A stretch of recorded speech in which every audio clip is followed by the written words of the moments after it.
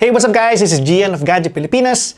MSI was kind enough to send over this MSI Katana 15 for us to check out. Of course, we'll publish a full review very soon, and this video is more of an overview of the things you need to know about this laptop. Hindi muna ito ang full review natin, no? Kasi una, kaka-receive ko lang nito, no? At pangalawa, it usually takes longer for us to benchmark laptops. Now, we saw this laptop a few months ago at CES 2023, and actually, I have my eyes on this one and also the MSI Cyborg. This is among the first laptops launched in the Philippines that sports Raptor Lake and RTX 40 series GPU.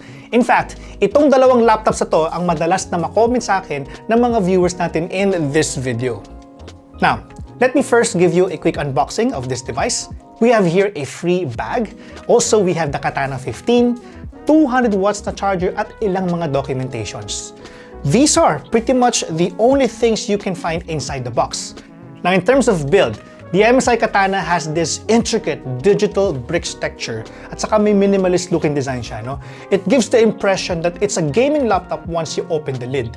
It is not screaming that it's a gaming laptop, which I am a big fan of, and I'm pretty sure that most of you who are looking for a performance laptop, not necessarily a gaming laptop, would love to have one.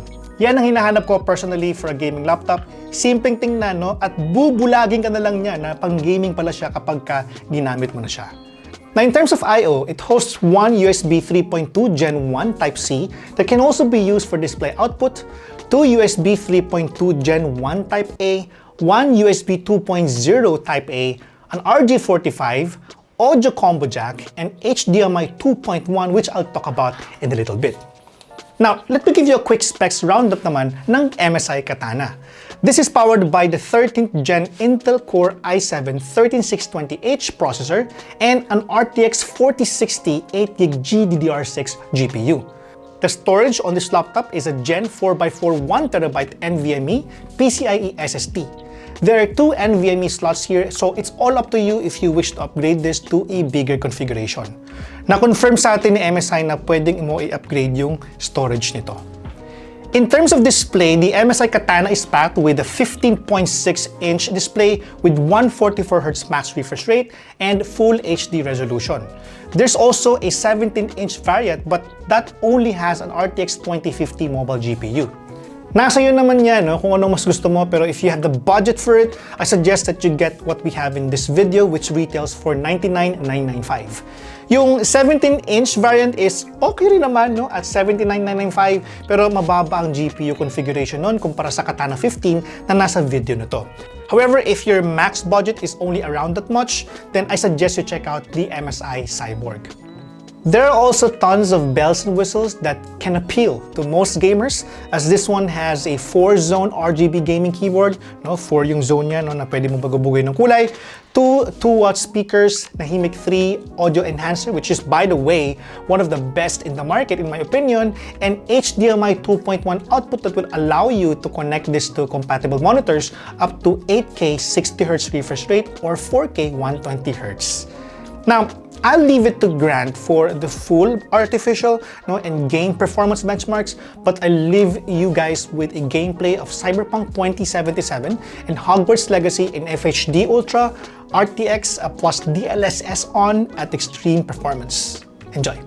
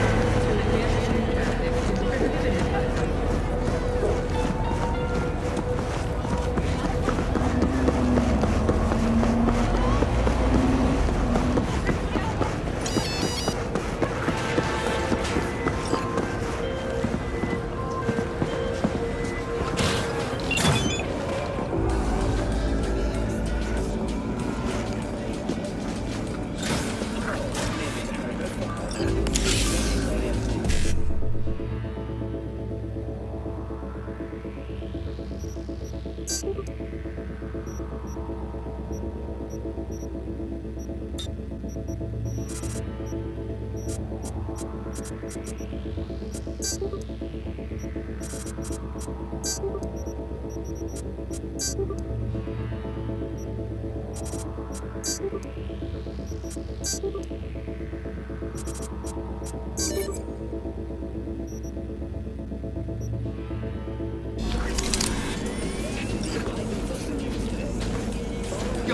we're back for some more of that heat you're saying.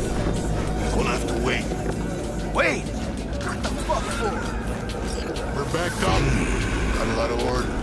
We'll have to wait your...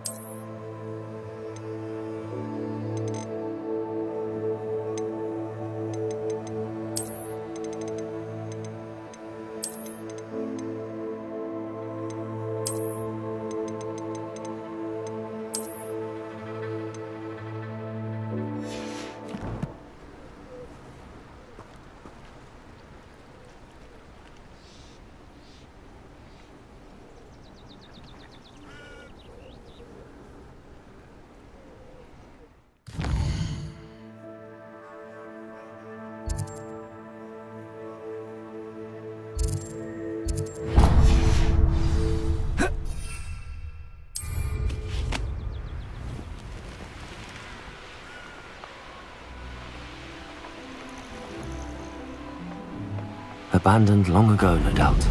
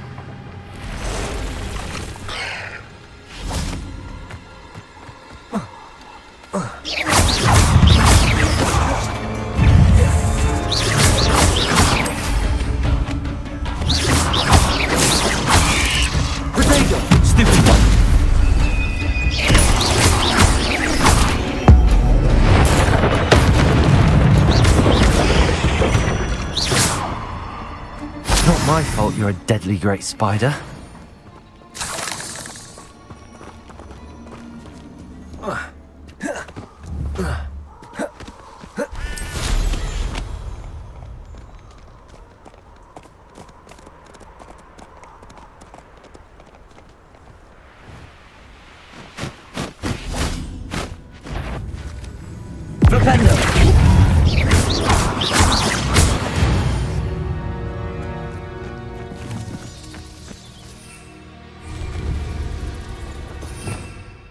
Revelio.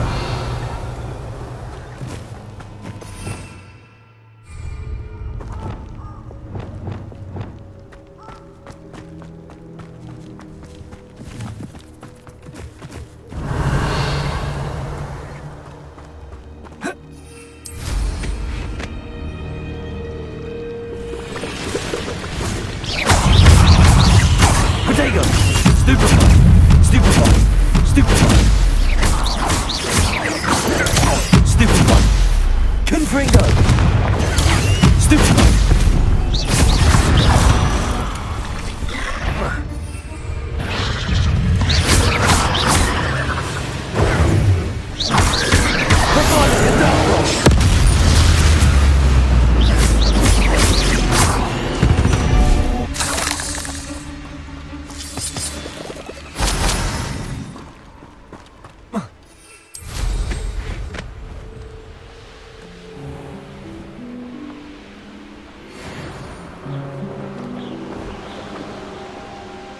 Revelio.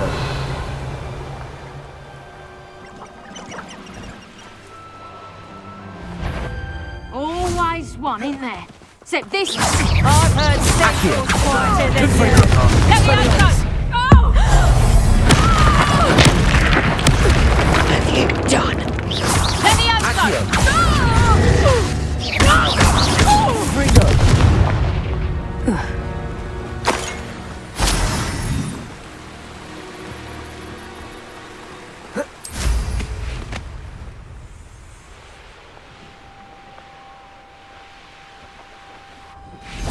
There's trouble afoot.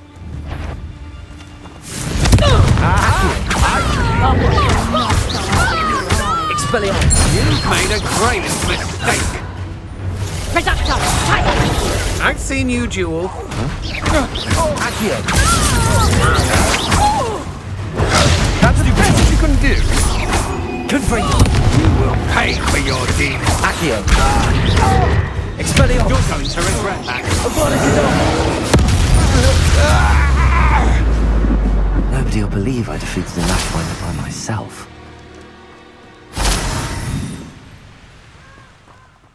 Now here's my first impressions of the MSI Katana. I think it's a great device, no? At sub 100,000. When you combine the performance of 12th gen or 13th gen, kasi depende yan kung anong variant ang kukunin mo, no? And for RTX 4060, no, on a laptop, you'll get a solid device that can let you play AAA titles, and in my case, edit and render videos on my DaVinci Resolve Studio at optimum speed. I know this laptop could have done more kung meron siyang higher TDP compared to the competition.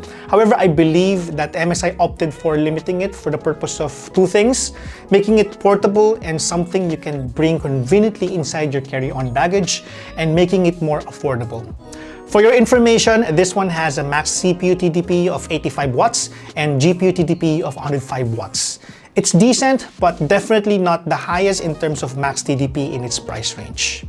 Siyempre, affordability is relative. In the end, it's always best to ask the question, saan ka dadalhin ng 100,000 pesos mo, no? And if you're looking for a laptop with a solid build, good overall performance, amazing sound, baka MSI Katana lang hinahanap mo. The MSI Katana series is now available in the Philippines for as low as $79,995. Check out the links where you can buy in the description below. When you buy one, there's an ongoing promo which gives buyers a $50 Steam code wallet for free. Dahil pwedeng bilhin yan, no? Catch our full review of the MSI Katana this April on our website. Again, this has been Gian of Gadget Pilipinas, and I'll see you in the next video. Bye!